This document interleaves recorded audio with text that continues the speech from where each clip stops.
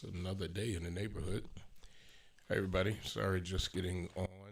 Let somebody know that we are live and in living color. It has been an interesting opening of 2023. We ended, of course, 2022 with Storm, and then come into 2023 with some trying times again. So I want to talk a little bit about it. Have one person here who's going to tell you about a way you can help and participate in helping one of the families. So let's get right to it. The passing of 5 children from the Liggins family. Now, when I first heard about this fire, I didn't realize. Those of you who are in the church world know Clarence. I didn't know his real name. Banky. We call him Banky. And his wife Lisa. And Banky and Lisa sing. Not that they still sing with the Varsons when the Varsons get together. I don't care what. I don't care if it's anniversary. They love God and they love God's people. Banky is one of the funniest guys you ever want to meet in your life. Always with a smile, always laughing, always with a joke.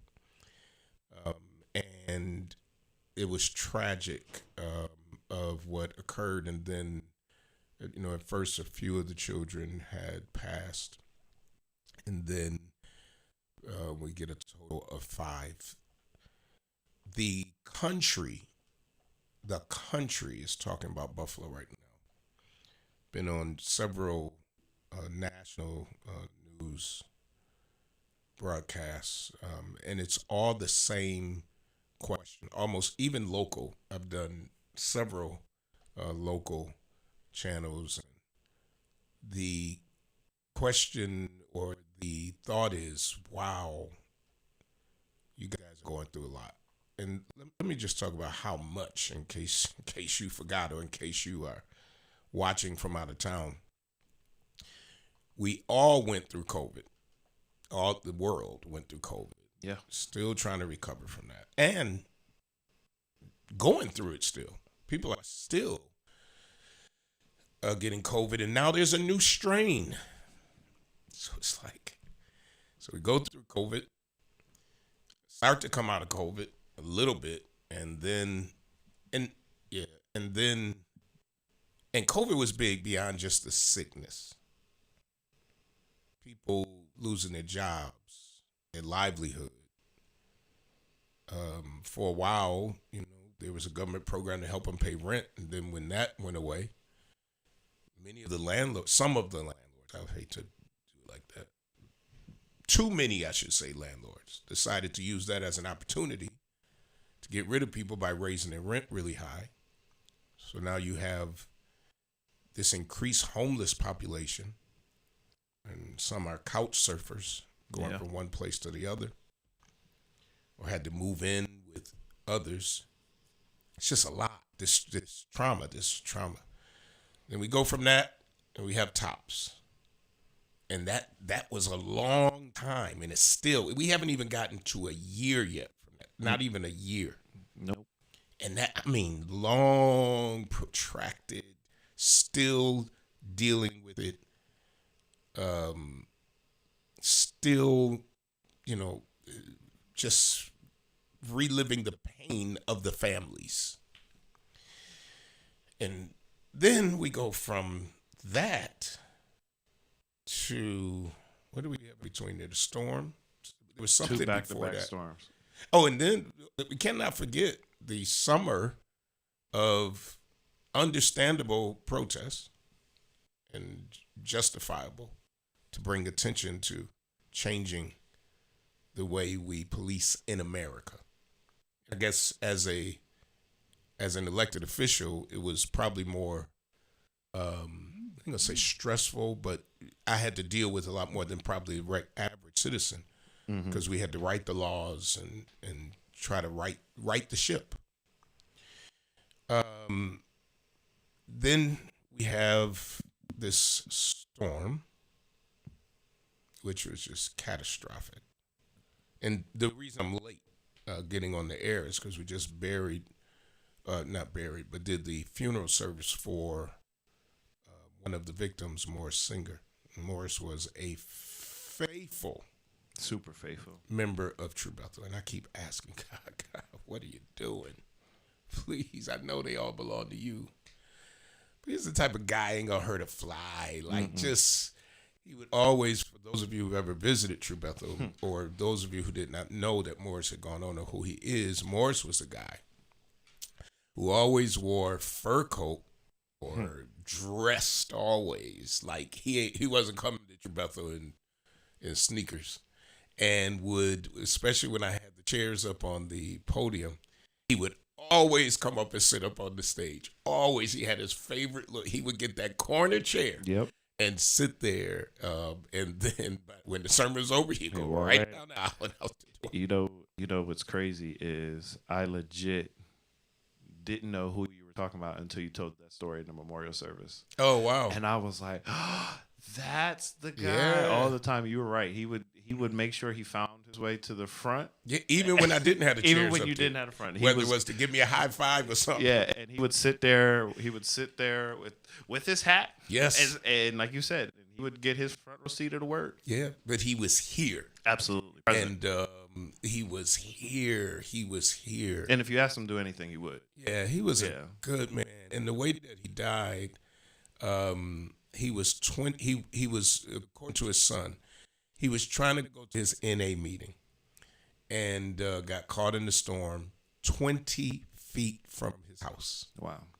20 feet from his house, he collapsed.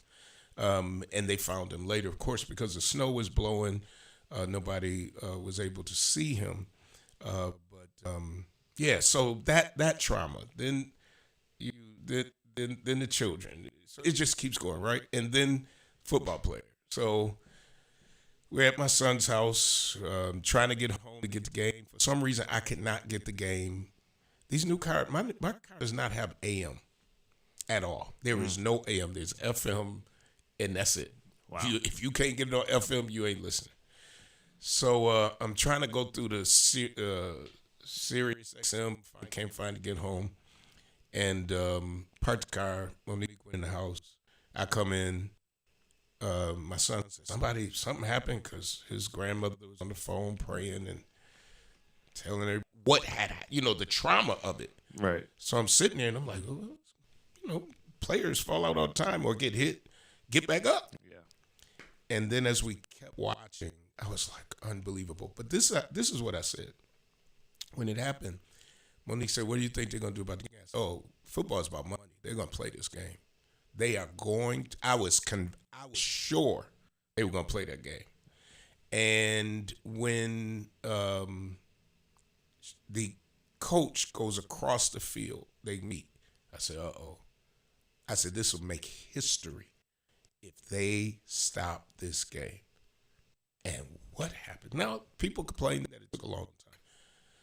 But there's a lot of decisions at all kinds of levels that had to be made. And you're absolutely right. And because I was in the same boat. I got home, and luckily I already had my TV to ESPN, so I was able to rewind. Mm-hmm. So because I was clueless. I'm like, there's a delayed game, so I'm thinking weather, something wrong in the stadium. Because when I walked in, that was right when the players were leaving the field. Mm-hmm. So I rewound. I was just like, oh, that's a normal play. Mm-hmm. Didn't think nothing strange. Just looked everything. And it wasn't until probably almost an hour or two later that I was like, oh, this was more serious because they actually had to do CPR on the field and everything else. But I was like you. Even Stephon Diggs was trying to rally the bill. Like, hey, come on, we got to get ready. We got 5 minutes. We got to get ready to get stretched back out and get our focus. So I don't think anyone initially. Even he didn't. And right. He's on the field. He's on the field. And full disclosure, I've played in games where the ambulances come out on the field. I cut my last season at Canisius. It was back-to-back weeks. One game in Erie, one game here, where the ambulance came out on the field, and they weren't. The second game wasn't a varsity game; it was JV, and we had the same decision. It was third quarter. It was a Monday afternoon. Ambulance came out. The coach from Erie came across, and we all just looked at each other. Was like, "Yeah, this is it. It's not worth it." So you all didn't play. We didn't play. Rob, what did you think when you first were you watching? I was watching it. The funny part is I went upstairs to the kitchen and came back downstairs and I saw a delay in the game. So you didn't even see the play? I didn't even see the play yeah. at all. And then one of my boys texted me, is like, who got hurt? And so the same thing. I had to rewind the TV and it looked like a normal football play. Yeah. You know, but when I saw CPR for 9 minutes and my wife was like, he's not going to make it. You know, that's unheard of that someone. And your wife, by the way, is a nurse. Yes. An RN. Yes. A charge nurse. No. Yeah. She's the head nurse. Now. I don't know the difference. She's the head nurse at her facility. Yes. So did you think they were going to delay the game? I mean, did you think they were going to play the game? You know, at first I thought they're going to go to the locker room, they're going to talk it over, and they're going to come back on the field. But when I happened to rewind my TV and I saw Sean McDermott point to his players and saw him talk to the other coach, I knew it You was knew. gonna happen. See, I didn't, and I don't know NFL rules. I don't know any. So I'm thinking they can't. They got to do it. And so now I hear that it's canceled. They're not going to play So right now, at that place. Right? the game is completely canceled. Not going to replay it. Not going to do anything with the game at all. Right now, first, let's say I think as of right before we walked into the funeral, DeMar Hamlin's tube is out. I saw and that. he is talking. Mm-hmm. So thank God for that. But the game is canceled. What the owners are voting on today is what happens in the playoffs. And right now, I think the unfair fair rule situation they're going to create is if the AFC Championship game includes the Bills, Bengals, or the Chiefs, it'll be played at a neutral site because they can't determine who would have got the number one seed, which would have gave you home field advantage. So That's fair. So that's basically the unfair fair situation that the owners are voting on today. The other option is they're talking about possibly adding an eighth team to the AFC playoff, which means no team gets the bye. So that means everyone plays all 3 rounds. So we'll see what the owners decide today.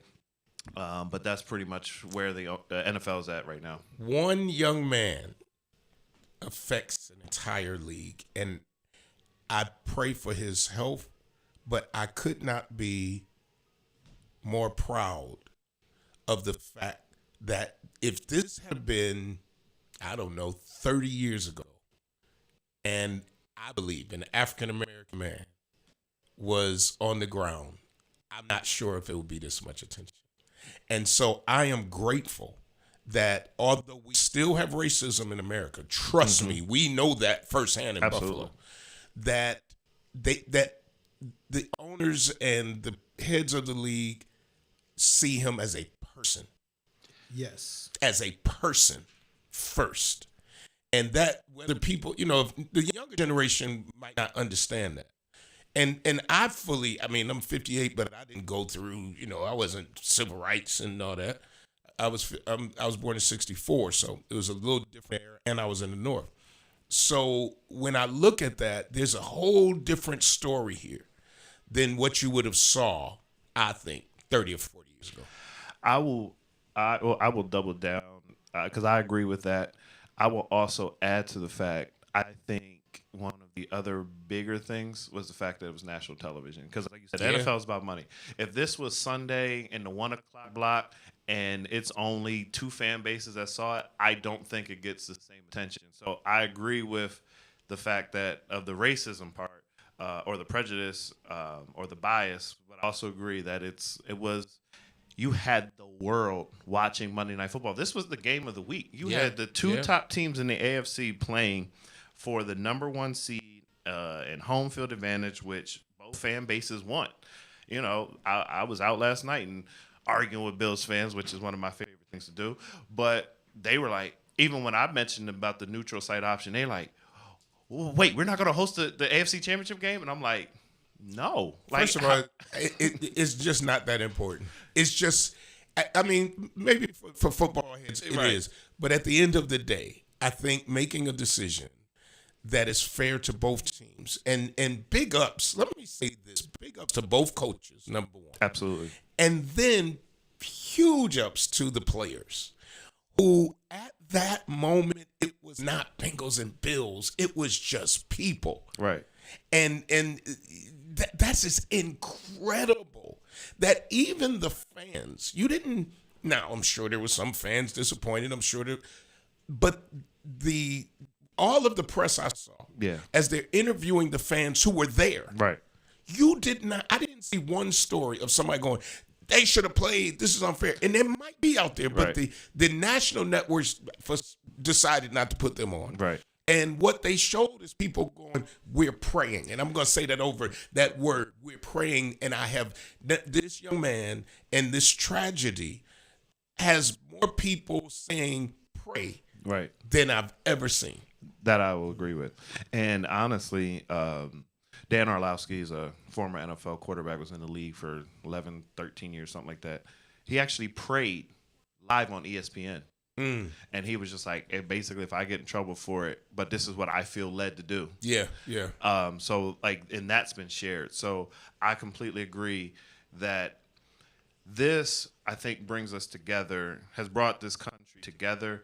And what I've even said, even on my way to the church this morning, was I just hope that when the playoffs start, or when he's healthy and whether he decides to play again, that all of that just doesn't go out the window. Yeah, yeah. Like that's my bigger concern, prayer, is can we keep this same energy? You know, I've been in a lot of tragedies. I've been, Yeah.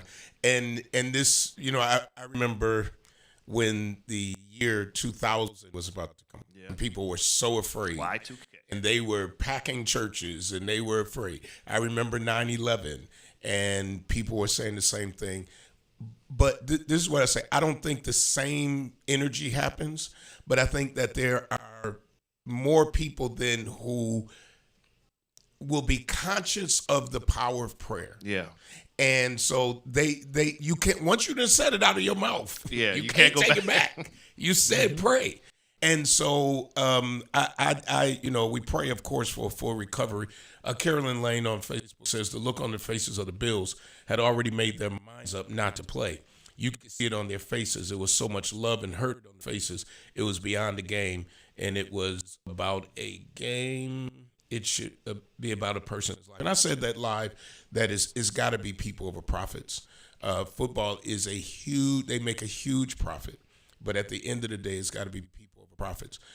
Go ahead. And I was just going to say, because as we've now mentioned money and the profits now a couple of times, I think, and there was, and I know I'm quoting a lot of former players, Dominic Foxworth was on ESPN on Tuesday, and he actually started taking a lot of heat because he said, you know, like, while, you know, his thoughts and prayers was him, he's like, but let's not also forget the traumatic injuries that have happened to former players, because he was former president of the players union, and his concern is, like, in a way of keeping the same energy is, let's also make sure that when now these players go back for guaranteed contracts, because at any moment their career or life could be over, not having the fans or the public turn on the players about, oh, they just so greedy.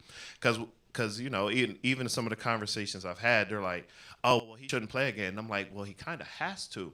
Like, and there's a clip going around from a guy in Cleveland, and he kind of breaks down the business of the NFL. Damar Hamlin was a 6th-round draft pick. His current contract is $825,000. The only thing that's guaranteed is $160,000 signing bonus. Mm-hmm. So if he never Is how much? $160,000. Oh, see, I heard wrong numbers. What was his contract? His contract is $825,000. But he's only guaranteed 160, which is the signing bonus. Okay. That's not life changing. That's not changing generations. That's yeah. that for some people that's a month of salary, a week or a year. So if the doctors clear him, he has to make a life decision of, I need to go back and make money. And we had that conversation about not focusing on certain things, but that when you're preparing all these years to play the sport that you love, and if I make it to the league, I'm changing not just my family, not just my generation, but the generations beyond. That is a bigger decision than just I'm gonna go start a job. And so I think we got to also focus on the billionaires are going to keep making their profits. Okay, now it's time to guarantee these players that are entertaining us for these 6 months out the year. Well, because I don't feel like getting into a whole controversial thing. You see, I'm gonna leave it. I'm gonna, but I do think people have to realize this entertainment is considered entertainment. Yes. Considered air quotes entertainment. But I totally agree that there should be some guarantees. Yeah. And there should be something if a player is hurt and can no longer play. Yeah, because you got to understand, you only get an NFL pension if you're in the league. I think it's either 3 or 5 years. So 4 years. So if 4 he years. never plays again, this is only his second year. Yeah. So yeah. the NFL, by collective bargaining, doesn't have to take care of him. Well, see, and I feel like this. If you working in an office Yeah. and you trip over the copier cord and you injure yourself, you getting disability. Yeah. You getting disability. You on a field where Mack trucks are coming at you. Yeah. Legitimate. And if you out, you just out. Mm-hmm. You got an event coming up. What you got coming up? Oh, Bishop, I'm enjoying this conversation. No, we going back to it. But definitely, I saw the story that when you went live for the Liggins family, and that kind of touched my heart. I think I saw it on either Saturday or Sunday when you guys was live outside the house. Mm-hmm.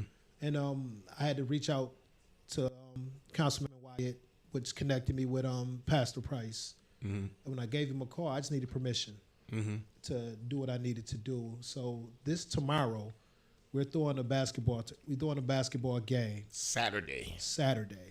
It's going to be at the Delavan Garden Community Center. It's actually a good game. Mm-hmm. You got 2 of our black restaurants. You got Luxor playing against Brothers. Doors open at 12.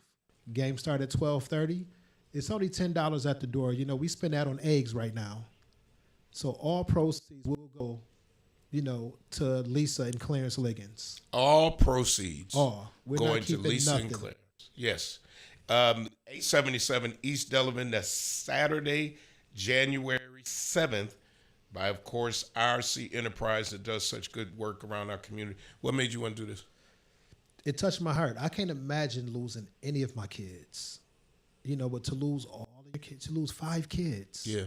That has to hurt like a hurt that we never felt before in our life. Yeah. And I felt if we can do our part, because what you always preach to us, we have to be there for our community. Yes. And what I want to say is I've seen negative on social media. You're always going to have negative. I ain't even going there today. But I saw so much positive, like you doing this, and people getting on. And I cut in between what we were talking about only because I want to make sure that we remember that we also have a local tragedy of a family who just lost 5 children. Absolutely. Yes. So, and Councilmember Wyatt did a great job on the news the other day when he very delicately and respectfully said, we're praying for Damar and all of the money going toward the charity is great. And then he said, but I just want to remind everybody that we still have this local family right here in Buffalo that's in need. There are GoFundMe sites up that you can go to and that you can donate. Yes.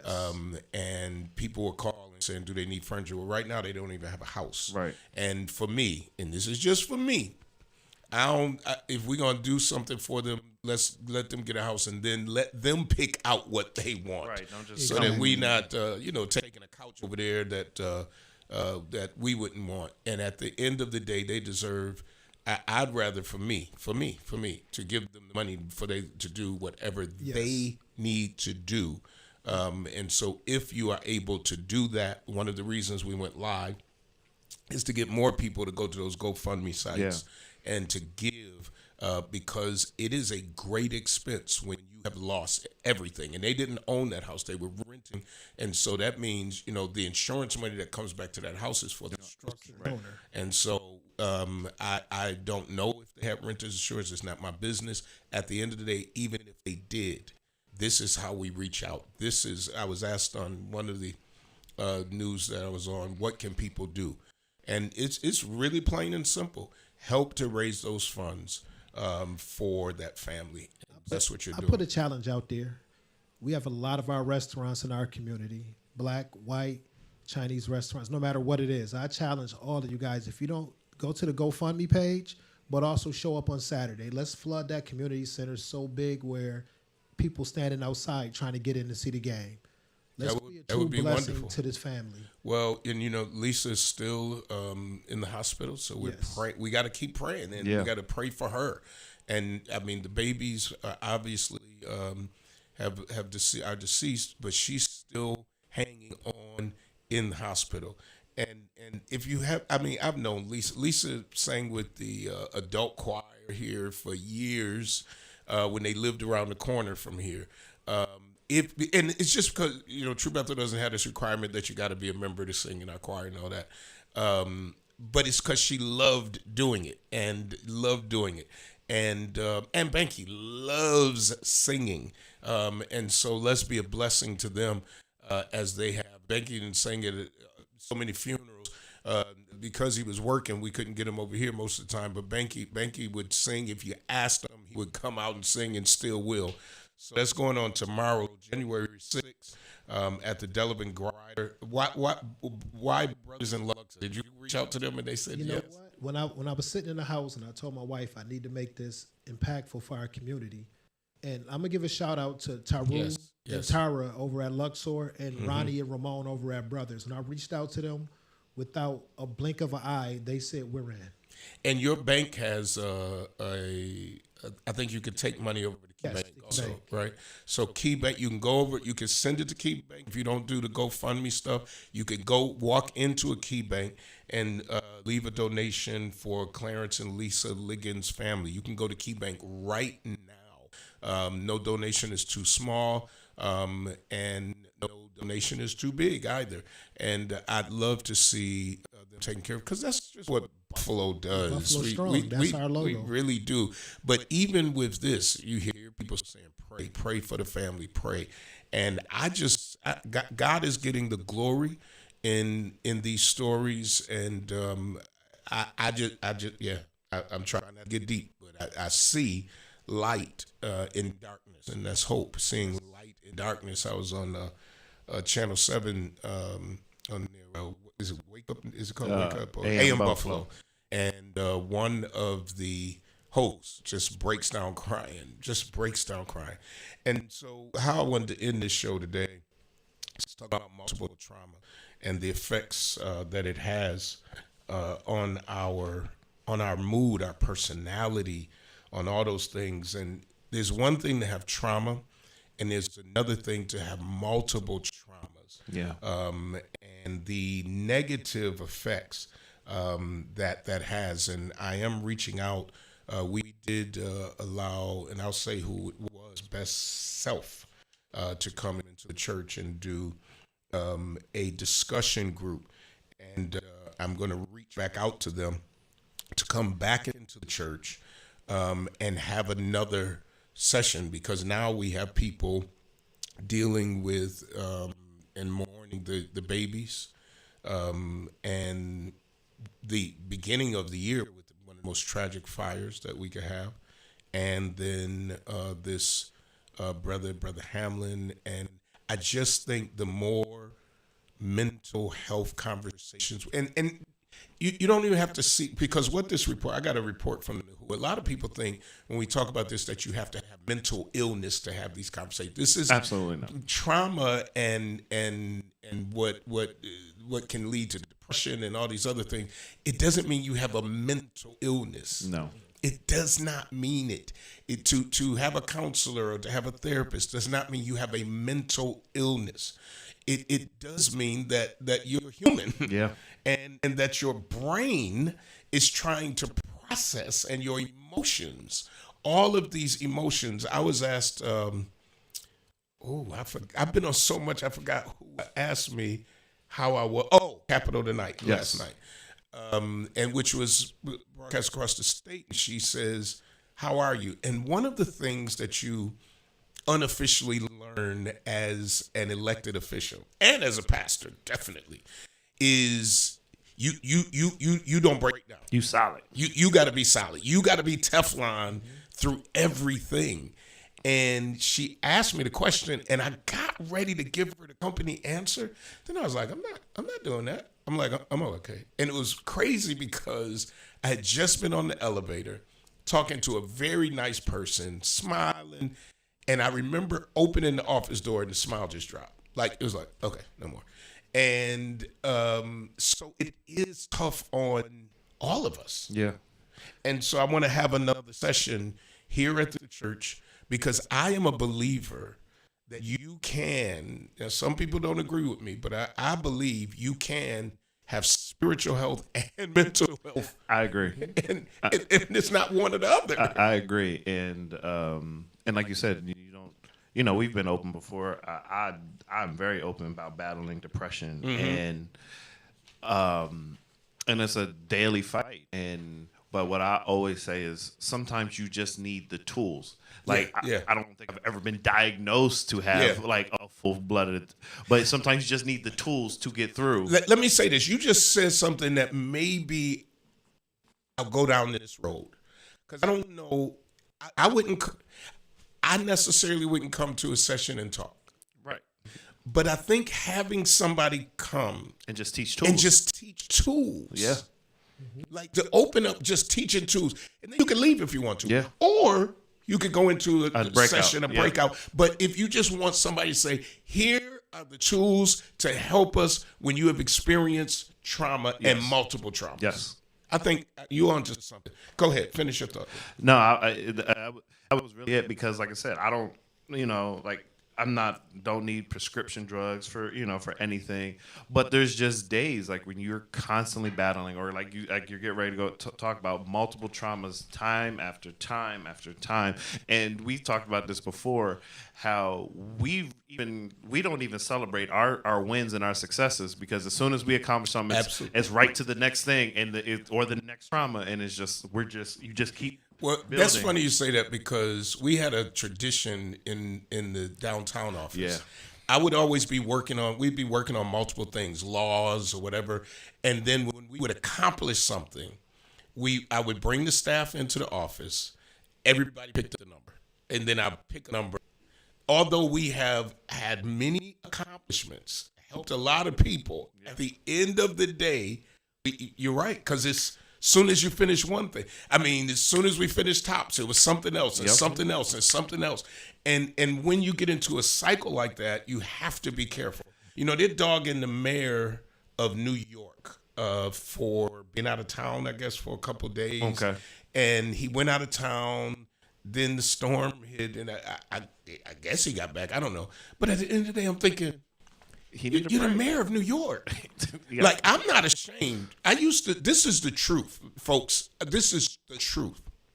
When I would go away on vacation, or just go away for a couple of days, I would wear a hat. Yeah. I was happy about the mask when we were wearing it, because I would always feel guilty. Like, and then there would always be something that happened. Every time I go away, it's somebody passed. Some tragedy happened. I remember being out of town, and all the police, the police stuff happened.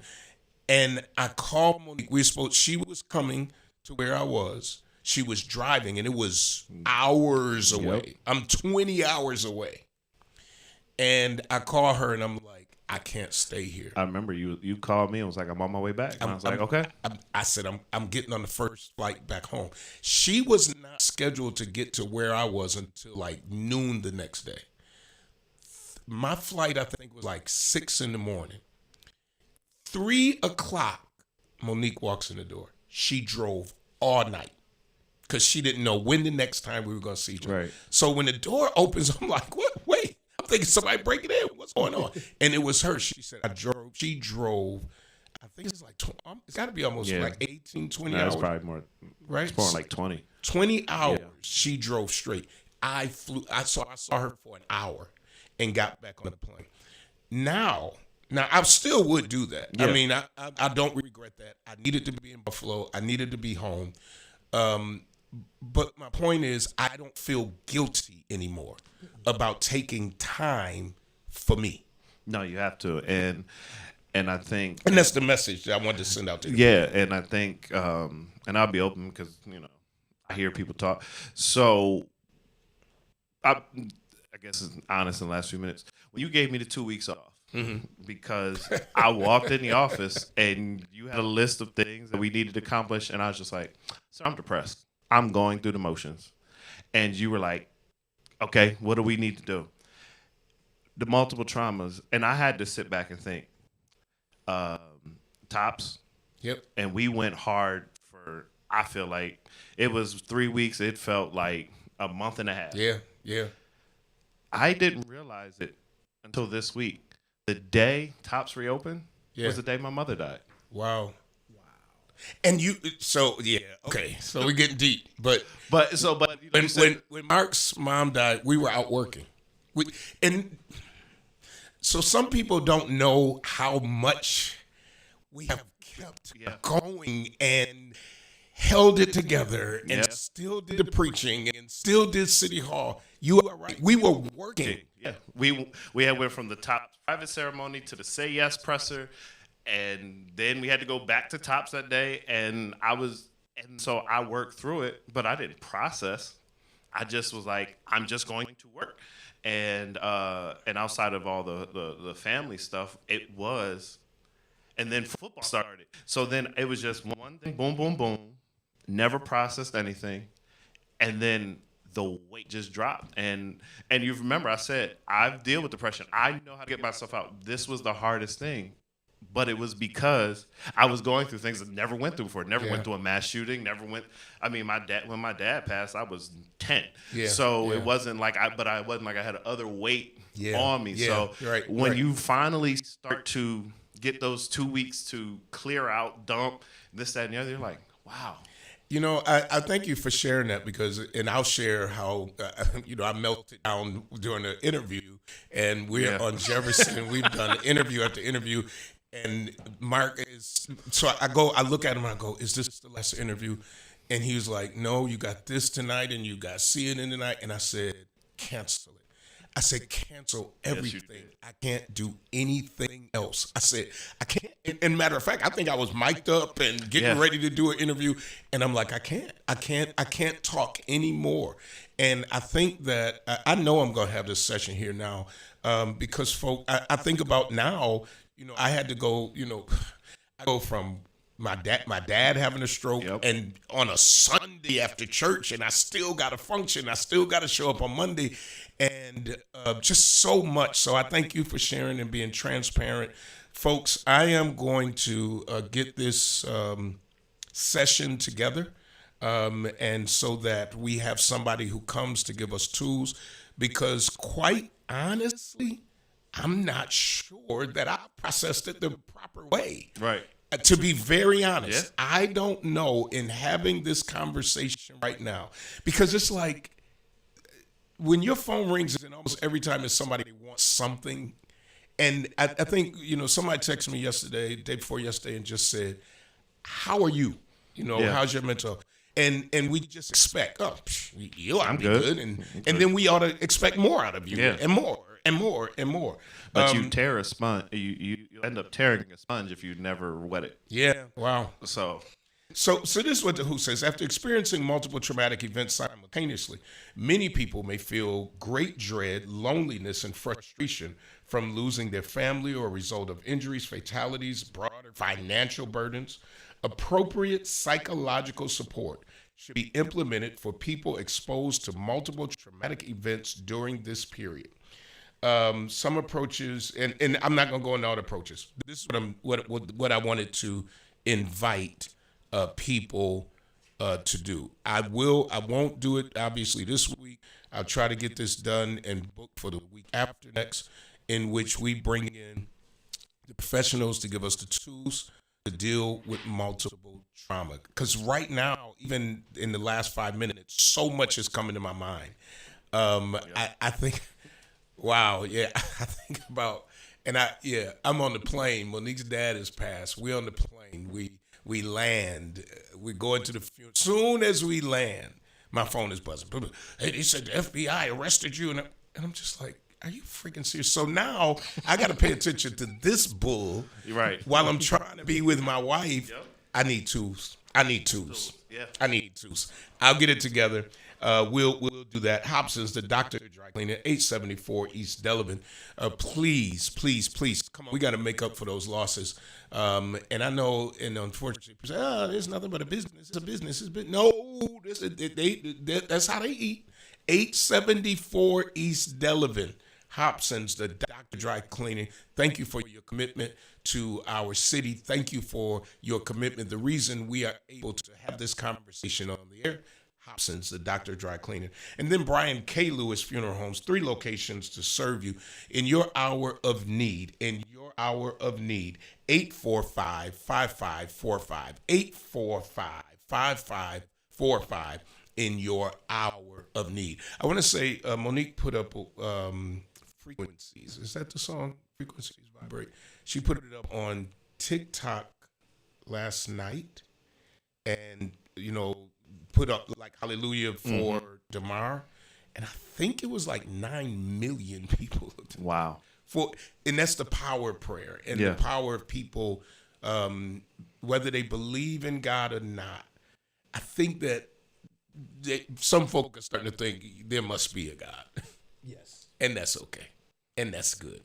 Somebody said, wet your sponge, don't tear it. Mr. Mark. They called you Mr. Mark. Makes me feel real old. Mr. Mark said, wet your sponge, don't tear it. I'm going to throw it back over to the station so that they can play the real commercials. Until the next time, power to the people.